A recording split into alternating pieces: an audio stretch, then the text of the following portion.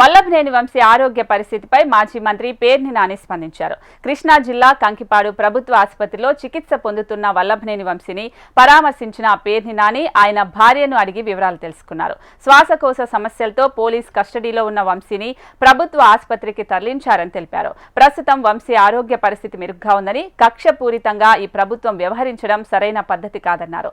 మనిషి ఆరోగ్యంతో ప్రభుత్వం ఆడుకోవడం దారుణమని, రాష్ట్ర ప్రజలు ఈ ప్రభుత్వ వైఖరిని హర్షించకూడదని చెప్పారు.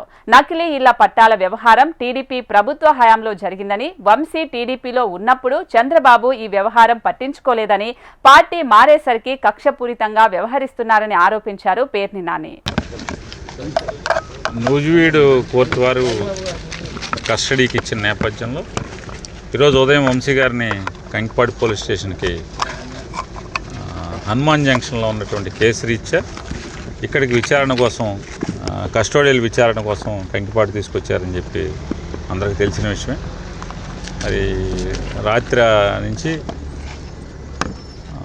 శ్వాస అందక ఇబ్బంది పడుతుంటే హాస్పిటల్ తీసుకొచ్చారని టీవీల్లో చూసి, టీవీలు అన్నింటిలో కూడా వంశీకి అస్వస్థతగా ఉంది, కంకిపాడు హాస్పిటల్కి షిఫ్ట్ చేశారు పోలీస్ స్టేషన్కి అని చెప్పి టీవీలో వస్తుంది. అందరం పరిగెత్తుకుని వచ్చాం. డాక్టర్లను అడిగితే వైద్యం చేస్తున్నామండి, ప్రస్తుతానికి ఆక్సిజన్ అవన్నీ ఏర్పాటు చేసాం, కొద్దిగా స్టేబుల్ అవుతుంది, అంత సీరియస్ అయితే మేమే రిఫర్ చేస్తాం కదండి. లేదు ప్రస్తుతానికి అంటే ఒక వామిటింగ్ కూడా అయింది. అది పోలీస్ స్టేషన్లోనే వామిటింగ్ ఎందుకు అయి ఉంటుంది, వామిటింగ్ ఎందుకు అయింది అంటే రకరకాల కారణం ఇన్వెస్టిగేషన్ చేయకుండా నేను చెప్పలేను కదండి. టెస్టులు చేయాలి, చూస్తున్నామని. ఒకవేళ అంటే రకరకాల కారణాలతో అంటే కడుపులో ఇబ్బంది అయినా లేదా బ్రెయిన్కి ఆక్సిజన్ తక్కువ అందినా వామిటింగ్ వస్తుంది,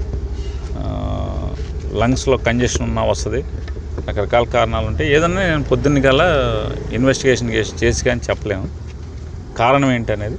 ప్రస్తుతానికైతే ఆక్సిజన్ అయి పెట్టి ఇంజెక్షన్స్ అవన్నీ చేశాను, సెలైన్ పెట్టాను అని చెప్పారు.